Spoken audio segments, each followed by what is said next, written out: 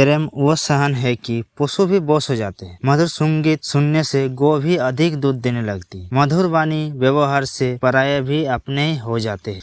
इसी तरह जो भी काम हो थोड़ा सहन, प्रेम और मधुरता से करो तो हमारी दुनिया और हम भी सुंदरता। एक कहानी है प्रेम सहन। एक यूनिवर्सिटी के प्रोफेसर ने अपने विद्यार्थी को एक असाइनमेंट दिया। विषय था मुंबई की धारावी झोपड़पट्टी में रहते 10 से 13 साल उम्र के लड़के के बारे में उन्हें बताया। अध्ययन करना है कि उनके घर की तथा सामाजिक परिस्थितियों को समीक्षा करके भविष्य में वे क्या बनेगा इसका अनुमान निकालना होगा। तभी कॉलेज के विद्यार्थी काम में लग गए। झोपड़पट्टी के 200 बच्चे के घर की पृष्ठभूमि क्या, माँ बाप की परिस्थितियाँ, वहाँ से लोगों की जीवन शैली और शैक्षणिक स्तर, शराब तथा नशीले पदार्थ के सेवन, ऐसे कोई सारे पॉइंट्स पर विचार किया गया। तदुपरांत हर एक लड़के के विचार भी गंभीरतापूर्वक सुने तथा नोट किए गए। उसके बाद करीब 1 साल लगा असाइनमेंट पूरा होने में। इसका निष्कर्ष ये निकला कि उन लड़कों में से 95% बच्चे गुनाह के रास्ते पर चले जाएगा और 90% बच्चे बड़े होकर किसी न किसी कारण से जेल चले जाएंगे। केवल 5% बच्चे ही अच्छे जीवन जी पाएगा। बस उस समय यह असाइनमेंट तो पूरा हो गया और बाद में यह बात का विश्राम हो गया कि 25 साल के बाद एक दूसरे प्रोफेसर की नजर इस अध्ययन पर पड़ी। उसने अनुमान कितना सही निकला यह जानने के लिए 3 विद्यार्थी को 5 टीम बनाए और उन्हें धारावी भेज दिया। 200 में से कुछ का तो देहात हो गया और 180 लोगों से मिलन हुआ। कॉलेज विद्यार्थी ने जब 180 लोगों से की जिंदगी का सही जानकारी प्राप्त किया तब वे आश्चर्यचकित हो गए। पहले की गई स्टडी के परिणाम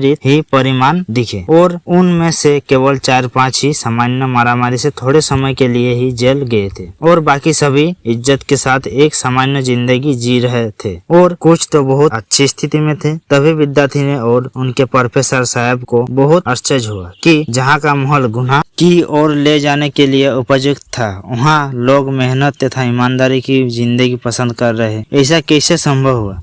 फिर विद्यार्थी ने सोच विचार कर 180 लोगों से मिले और उनसे ही ये जानने की कोशिश की। तब उन लोगों में से हर एक ने कहा कि शायद हम भी गलत रास्ते पर चले जाते हैं, परंतु हमारी एक टीचर के कारण हम सही रास्ते पर जीने लगे। यदि बचपन में उन्होंने हमें सही गलत का ज्ञान नहीं दिया होता तो शायद आज हम भी अपराध में लिप्त होते। उसके बाद विद्यार्थी ने उस टीचर से मिलने तय किया।